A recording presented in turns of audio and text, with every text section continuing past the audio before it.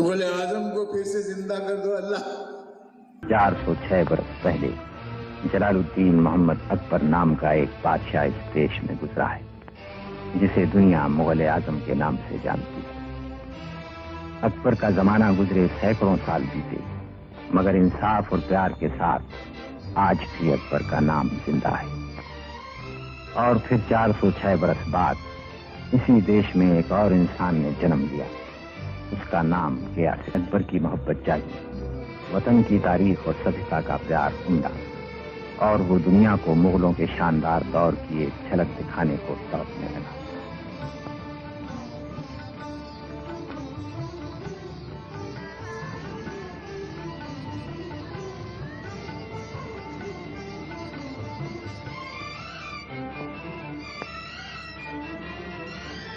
ये तड़प, ये आरज़ू आज उसकी जिंदगी की धड़कन बन गई और वो मुगल आजम का ख्वाब देखने लगा। मुगल आजम को फिर से जिंदा कर दो अल्लाह। ये फिल्म जो है इसको खत्म न होने दो, इसको चलने दो। ये जो लोग बादशाही के ख्वाब देखते हैं, काश वो यहाँ हो। आज उनके देखकर दिल खुश होता है। ऐसा हो तो नहीं सकता, हम चाहते हैं लेकिन ऐसा हो नहीं सकता। बहुत बेदर्द हो गई है जिंदगी। लाख घोड़े दौड़ाइए, ऊँटों का रेला चढ़ा दीजिए लोगों पर, मासूम लोगों पर घोड़ों की टापों से रौंद दीजिए उनको। लेकिन जो ताकत और जो कुव्वत मोहब्बत की आंच में है, उसकी लपेट में इंसान का दिल आहिस्ता आहिस्ता वो मोम की तरफ पिघलता है। आज मेरा जी ये करता है कि मुमकिन होता तो अल्लाह से ये दुआ करते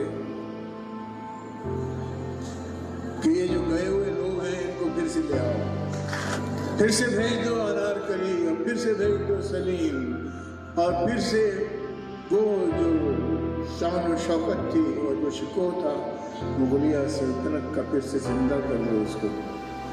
कभी किसी को कुछ रोका नहीं, जिसने जो मांगा दे दिया।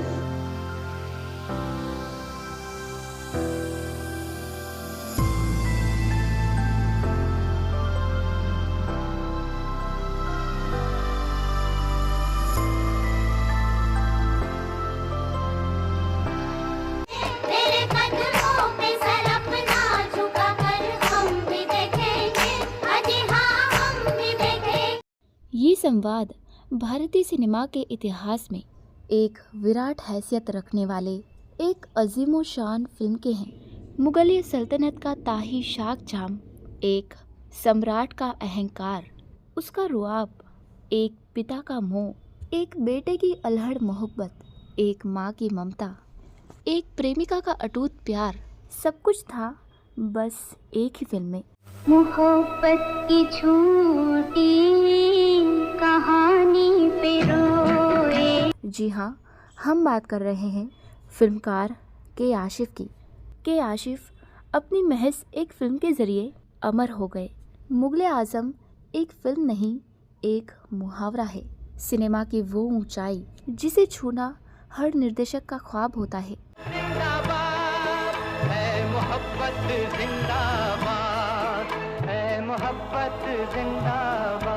के आशिफ यानी करीमुद्दीन आशिफ बचपन से ही सिनेमा के बड़े शौकीन थे।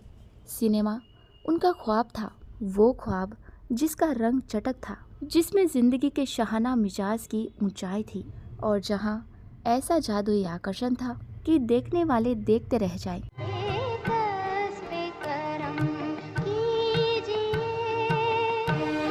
के आशिफ के चाचा एस नज़ीर फिल्म निर्देशक और अभिनेता थे। स्वयं निर्देशक बनने से पहले के आशिफ ने उनके सहायक की हैसियत से काम किया। उसके बाद जिंदगी के सफ़र ने उन्हें पहले निर्देशक बनाया और फिर निर्माता।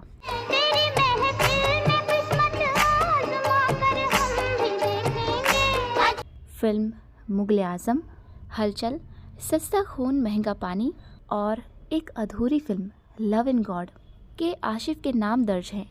मुगले आजम तो ऐसा कीर्तिमान है जिसे ध्वस्त करना नामुमकिन है। इस फिल्म में दिलीप कुमार, पृथ्वीराज कपूर, मधुबाला, दुर्गा खोटे, अजीत वगैरह तमाम कलाकार नहीं लगते, बल्कि मुगलिया सल्तनत के जीते जाते किरदार लगते हैं। फिल्म लव एंड गॉड के आशिफ का एक ड्रीम प्रोजेक्ट था, जिसमें लैला मजनू की दास्तान को मार्मिक ढंग से दिखाया गया था। पहले इस फिल्म को लेकर गुरुदत्त को अधूरा बनाया गया था।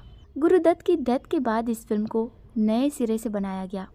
इस बार नायक की भूमिका मिली संजीव कुमार को। प्यार कहते हैं जिसे सुना है वो शब्द। दोस्तों, फिल्म लव एंड गॉड बन रही थी कि अचानक के आशिफ की मौत हो गई और ये फिल्म ठंडे बस्ते में चली गई।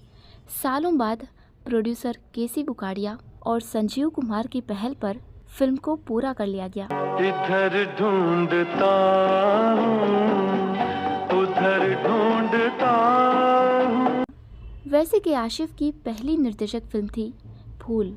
सन 1944 में आई थी ये, जिसे कमाल अमरोही ने लिखा था। सन 1951 में फिल्म हलचल के जरिए के आशिफ निर्माता बन गए। सालों बाद उन्होंने फिल्म मुगले आजम बनाई। आपको बता दें कि फिल्म मुगले आजम के लिए पहले अभिनेता चंद्रमोहन को चुना गया था। उनकी मौत के बाद दिलीप कुमार को लिया गया। इस फिल्म को बनाने में कुछ 9 साल लग गए, लेकिन तकनीकी गुणवत्ता, प्रयोगों और रचनात्मकता का जो शिखर इस फिल्म में छुआ वो यादगार है। प्यार किया कोई चोरी नहीं की, प्यार किया। मुगले आजम सचमुच कई मायनों में बेमिसाल फिल्म है। चाहे नौशाद साहब का अविस्मरणीय संगीत हो, आर.डी. माथुर की शानदार सिनेमेटोग्राफी हो, कमाल अमरोही के ज़बरदस्त डायलॉग हो, या फिर बड़े गुलाम अली खान साहब जैसे बुलंद शख्सियत का फिल्म में गाने के लिए राजी हो जाना हो।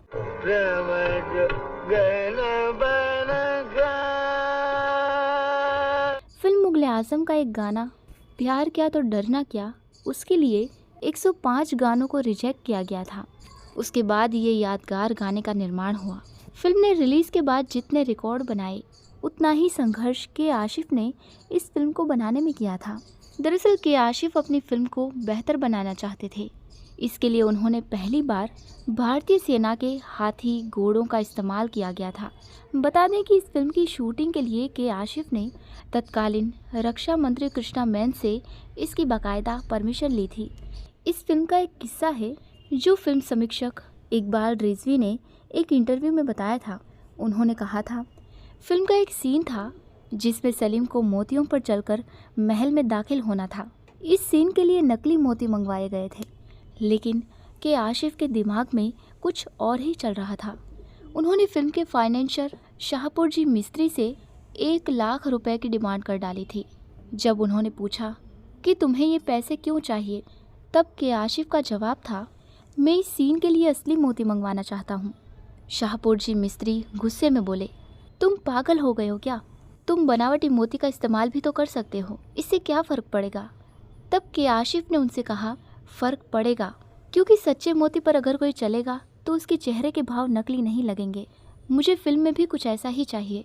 जब किसी को पता होगा कि ये नकली मोती हैं तो वो उस पर आराम से चलता चला जाएगा और मैं वो नहीं दिखा पाऊँगा जो दिखाना चाहता हूँ। शाहपुर जी मिस्त्री चले गए। फिल्म की शूटिंग रुक गई। करीब 20 दिन के बाद ईद थी। शाहपुर जी मिस्त्री ने जब मुगले आजम के बारे में पूछा तो उन्होंने बताया कि फिल्म की शूटिंग रुक गई है। अगर आप मोतियों का बंदोबस्त कर लें तो दोबारा फिल्म की शूटिंग शुरू हो जाएगी। इस बीच शाहपुर जी ये तक सोचने लगे थे कि इस फिल्म को के आशिफ से लेकर सोहराब मोदी से निर्देशित करवाया जाए। शाहपुर जी मिस्त्री को के आशिफ की ईमानदारी बहुत पसंद आई। हालांकि इस फिल्म पर पहले से ही बहुत खर्च किया जा चुका था, लेकिन के आशिफ की ज़िद के आगे उन्हें झुकना पड़ा और उन्होंने के आशिफ को ईदी के तौर पर 1 लाख रुपए दिए, जिसका इस्तेमाल उन्होंने फिल्म के लिए असली मोती खरीदने में किया। पूरी फिल्म की शूटिंग के दौरान के आशिफ और शाहपुरी जी के बीच नोकझोंक चलती रही, लेकिन शाहपुरी जी को ये बात पता थी कि ये आदमी बहुत ईमानदार है। इसने इस फिल्म में 1.5 करोड़ रुपये खर्च कर दिए हैं, लेकिन उसने अपनी जेब में एक फूटी कौड़ी भी नहीं डाली। मुगले आजम अपने ज़माने की सबसे महंगी और सफल फिल्म थी, लेकिन इसके निर्देशक के आशिफ ताउम्र एक किराए के घर में ही रहे। 9 मार्च 1971 को दिल का दौरा पड़ने से इस महान डायरेक्टर ने इस फ़ानी दुनिया को अलविदा कह दिया। आपको बता दें कि के आशिफ की डेथ संजीव कुमार के घर पर हुई थी। दोस्तों, के आशिफ अच्छे डायरेक्टर होने के साथ साथ एक महान इंसान भी थे। वही जिंदगी, वही मरहले, वही कारवा, वही रास्ते। वही जिंदगी, वही मरहले, वही कारवा, वही रास्ते, मगर अपने अपने मुकाम पर, कभी तुम नहीं, कभी हम नहीं।